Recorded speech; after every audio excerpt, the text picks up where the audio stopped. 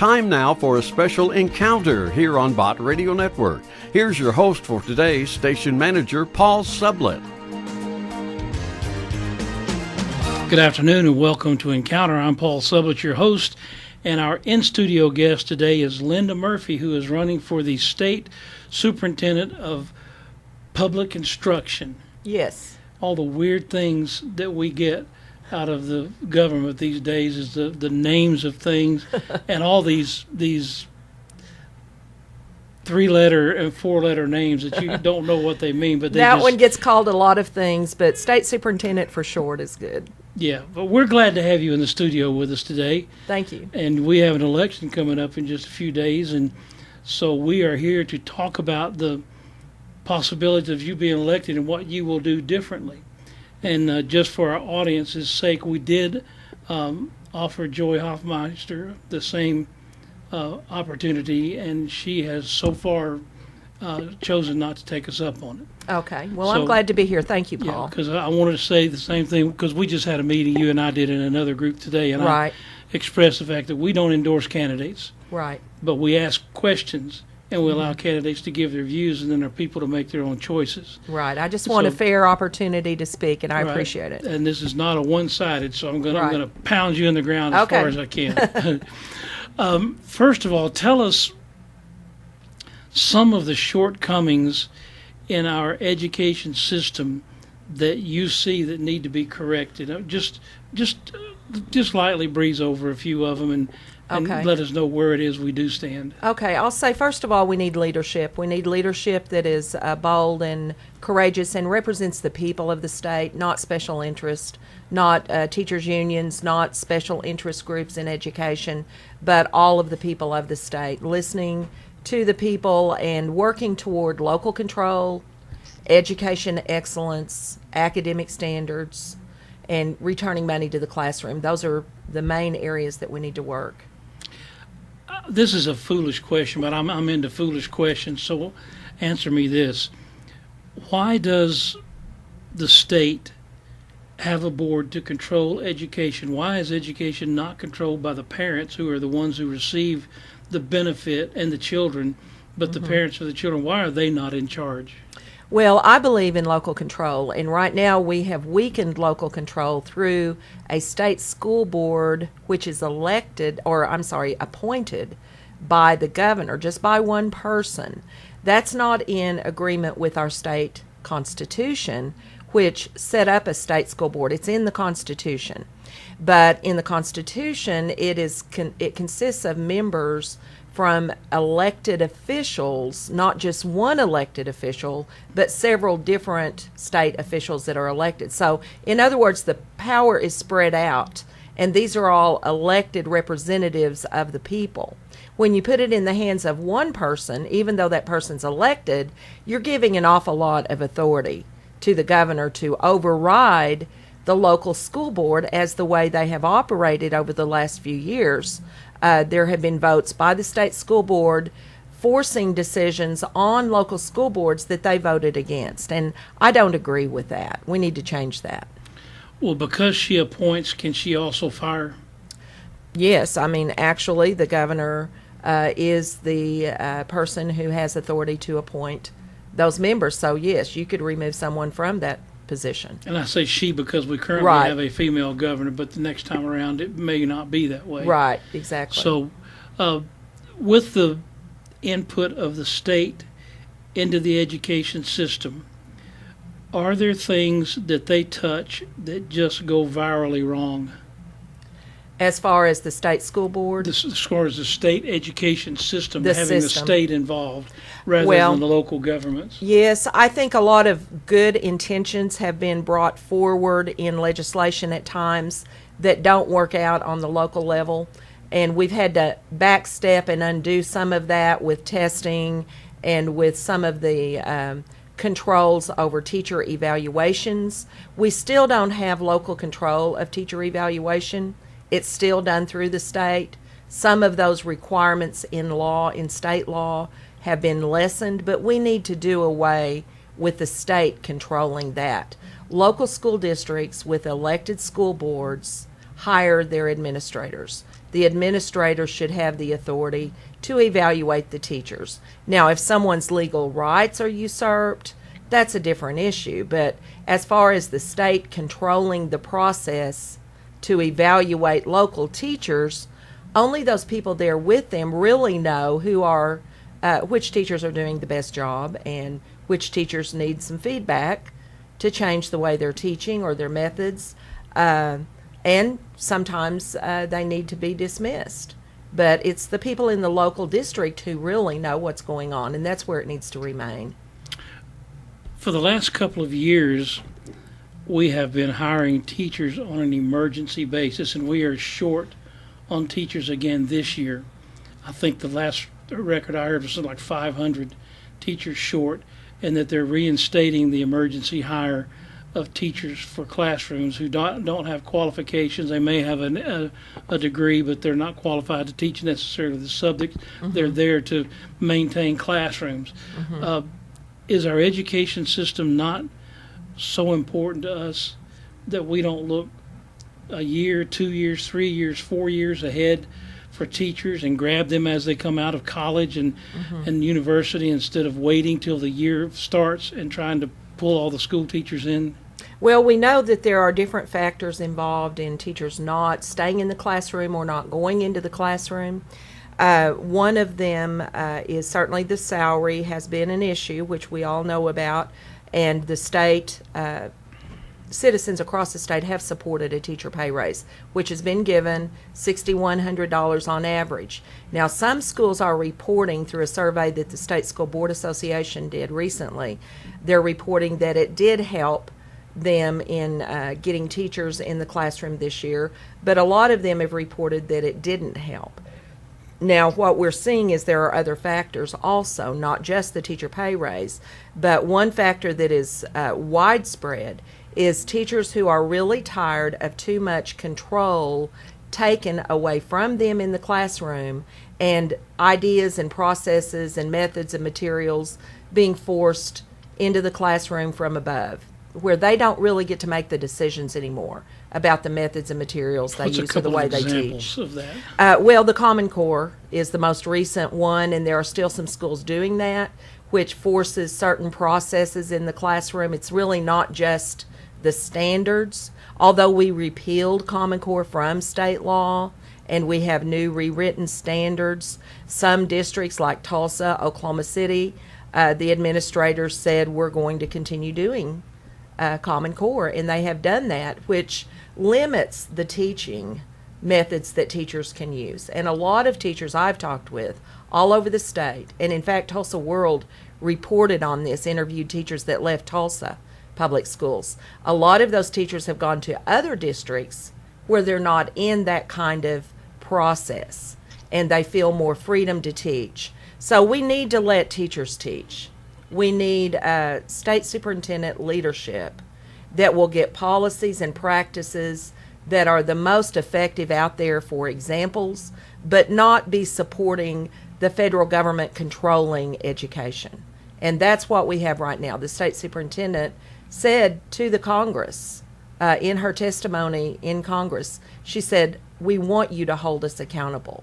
Well, that's telling the federal government, you know, they're in control. And really, we should be working to get out of that and to get local control.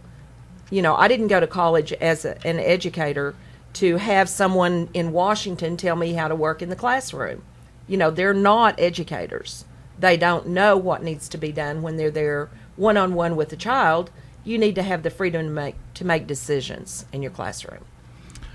Another problem that I see in the classrooms, I used to do some junior achievement training in classrooms, and I know that in the classrooms that I went into in elementary schools around Oklahoma City to do lessons, I would only do lessons for a day, so I was in for a day at a time. But there was a significant problem with language barriers in the classroom, and a lot of the classrooms even had to have an interpreter, usually a parent volunteer or somebody in the classroom to interpret for the kids who couldn't speak English. Yes. Wouldn't our students be better served in Oklahoma and every state in our country if the priority were not to put them into an English class first and then bring them into the classroom understanding, rather than having someone interpret to them, because they come into school and go through school and they still have a problem fitting into the school system and into the workforce because they can't speak English. Wouldn't they be better served to find a way to incorporate an English-speaking class in early in their education?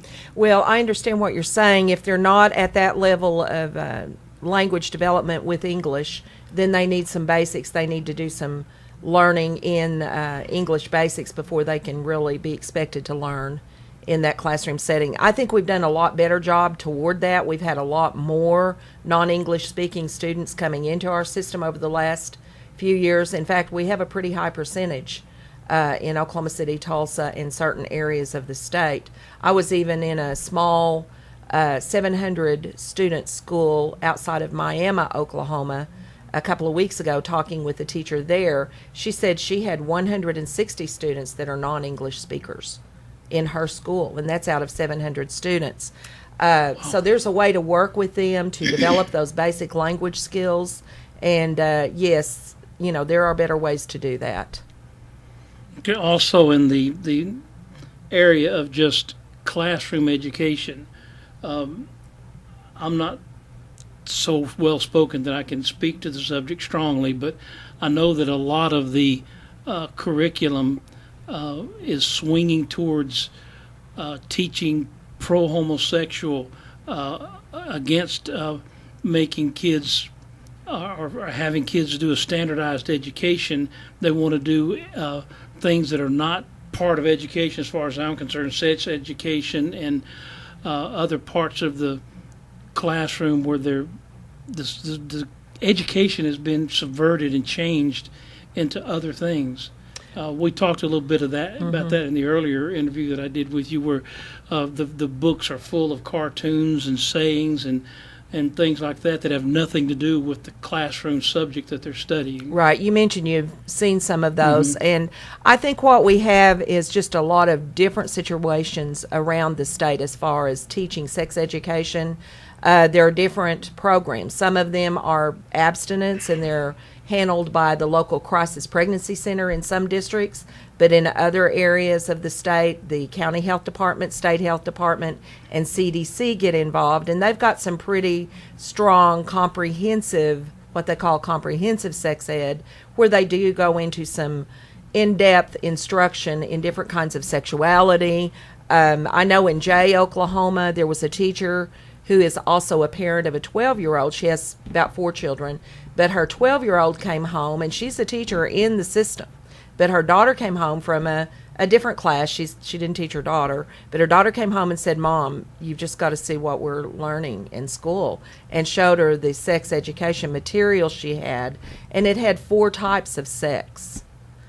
Are there 4 types of sex? And this was, you mean I won't even 3 use, others besides a man besides and a woman. a natural, what we would consider a natural married sexual relationship of traditional sexual activity. These were other kinds of sexual activities and being described to 12-year-olds with girls and boys in the same class.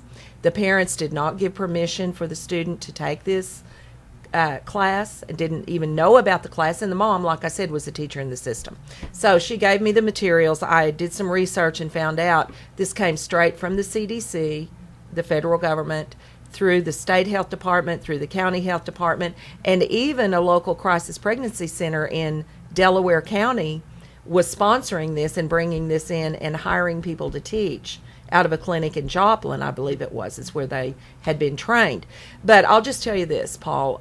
Some people have the idea that if you don't start teaching early all of these different sexual activities, that these children are at risk for getting diseases, and it's a matter of life and death. This is the way it's being pushed and presented. Now, if that's what people think, I understand why they get all up in arms about pushing it.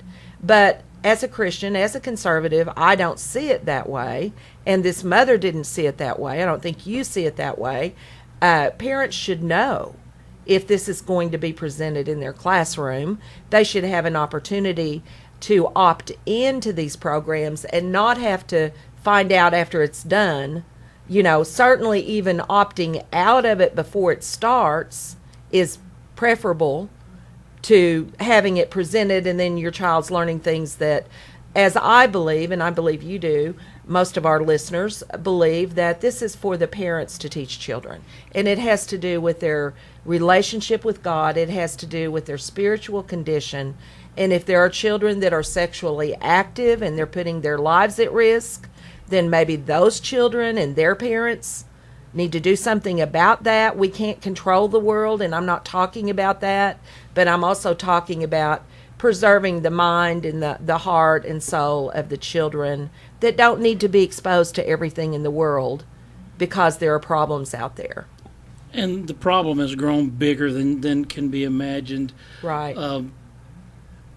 Parents have a real problem with just sending their kids to school. They don't care about the education. Mm-hmm. They're there to be taken care of so they can go work during the day. Right. And the responsibility has to fall somewhere.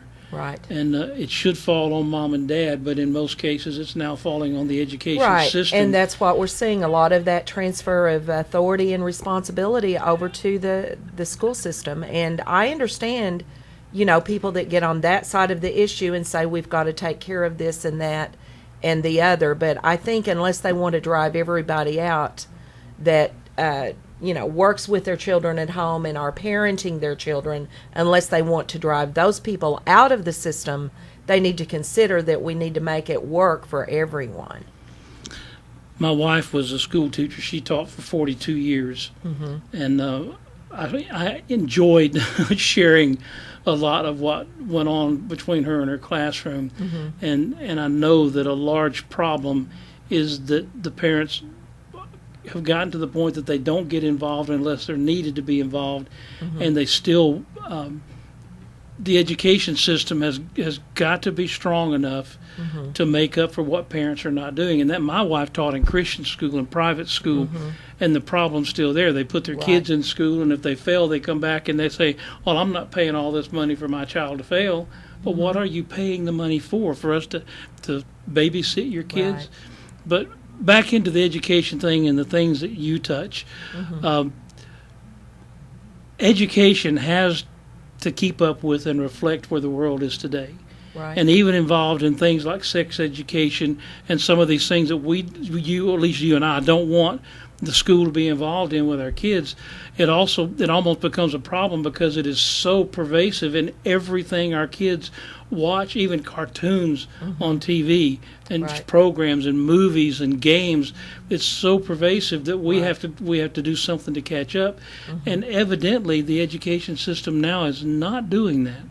They're kind of behind. The kids are actually ahead of them in these areas. Well, there are many problems in our society, and certainly schools have to deal with them. And I have great compassion for educators that are trying to help students, even when I don't agree with the program sometimes. I just think what we've got to do is have local control. You have areas of the state or even of a city that have different needs. They're not really the very same needs everywhere you go. And I think that we look at statistics sometimes and make decisions. That's what's happening. People are making decisions and then forcing programs in certain areas. One thing that I think we need to look at in Oklahoma, we see a high teenage pregnancy rate, and I know that is a problem, certainly. But I've thought many times how much more it might be sometimes that we have more young mothers that would rather not abort their child, and therefore we have a higher pregnancy rate because we might have a lower abortion rate. So we kind of have to look at the whole picture of what's going on. And children raising children. Right, and we have children raising children. But as you and I believe, this is a human life. So, as Christians, our churches, we need to have responsibility for, the people in our congregation, to work with them and, help people. We need to help people wherever they are. And our public schools can only do so much. We cannot pay enough for every child to be raised from birth, through age 21 in a public school setting. that is something some people want. They want services all the way down through the public school. George Kaiser in Tulsa has Educare, which now is in Oklahoma City too. He said on CBS that it costs $23,000 per year per child for what he provides through Educare. Now, can we do that for every child that comes into the public school system? No, but what impossible. happens is I saw a news program on the news channel, one of the local news channels here recently, about the school's decision to push out the edges of how far a bus can pick up kids. So they moved it out to a mile.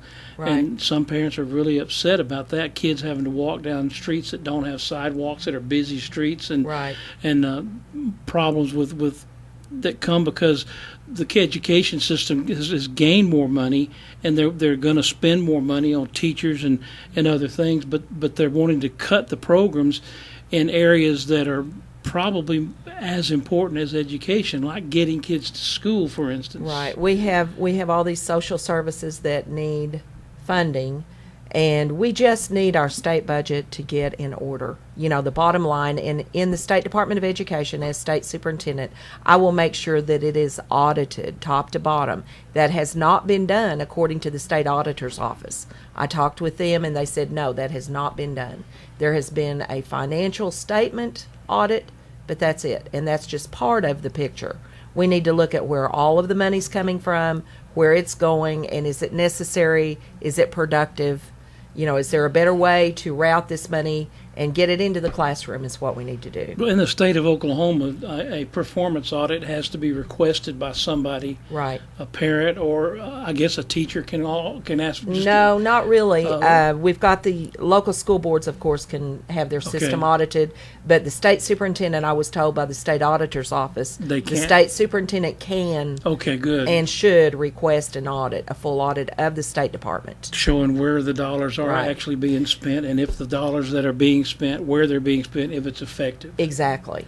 A performance and fiscal, financial, money, and performance. Okay, I don't want you to be mean, but I want you to tell me specifically, give me 3 or 4 areas where, based on job performance already, where you're going to do a better job than Joy Hoffmeister is.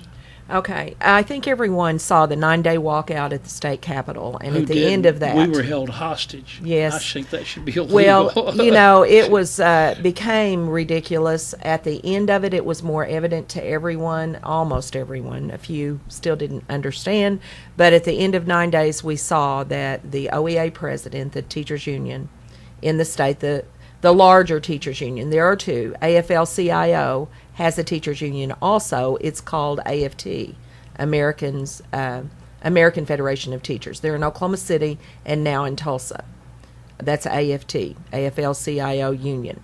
The other one, the OEA, which is NEA, National Education Association, Oklahoma affiliate OEA, that union held the microphone, the president did, at the end of 9 days, asked by the media on camera, could not answer, would not, or did not answer what she wanted to be done. What was the goal here after 9 days? She shrugged her shoulders. And, you know, clearly it was a political manipulation. And like you said, held hostage in the sense that the whole state was caught up in that for 9 days. Now, the teacher's raise was given before the walkout. That's right. It was passed before the walkout. Maybe the pressure up to that point by teachers caused the raise to be passed. I'm not saying that didn't have an effect, but the walkout itself was held after the raise was given. So that was a political plan by the union to control. Now, the NEA union, if you look at their resolutions passed in July, those July resolutions show that they support Black Lives Matter's curriculum for white privilege in the classroom. That's written in the NEA, National Education Association union resolutions this summer. That's the same organization that OEA belongs to. They're a state affiliate. My opponent received the benefit of being elected in 2014 with money that came from the OEA union. $150,000 went into an independent expenditure fund to elect Joy Hoffmeister. that is an alliance that shouldn't be happening. I will not do that. Well, one final question. We got just a few seconds left. Shouldn't this election and all of the politics going with the education system be about the kids and not the teachers? Absolutely. And I know many, many teachers really do believe that, and that's their goal. That's what they believe. But they don't always understand what's going on politically. I think that's what a lot of teachers learned when they were at the state capitol. But yes, this is about students. And if we focus on student learning, teachers teaching, and I'm talking about those teachers who know how to teach. We have a lot of new teachers that really don't know what to do in some situations. And those teachers need to be taught, become certified, or we need to bring back certified teachers by making the environment desirable for them once again. And it's not just money. Money is important, but it's not the only thing. It's about the environment in the classroom, and discipline is part of that. Discipline policies need to be strong and support the teacher in the classroom. Well, Linda Murphy, thank you for being here and talking with us today. It's been a fun conversation, and we're looking forward to see what happens on the election. It was August the 26th? 28th. 28th. So, again, this is not an endorsement, but please do your research, go to the poll, and vote for a candidate that you know is the right one for the job, not one that you like their name or you've been told to vote for them, but do your own research and find out. And please go vote. And thank you for being with us today. Thank you, Paul. We hope you've enjoyed this special edition of Encounter here on BOTT Radio Network. Email us with any comments to kqcv@bottradionetwork.com.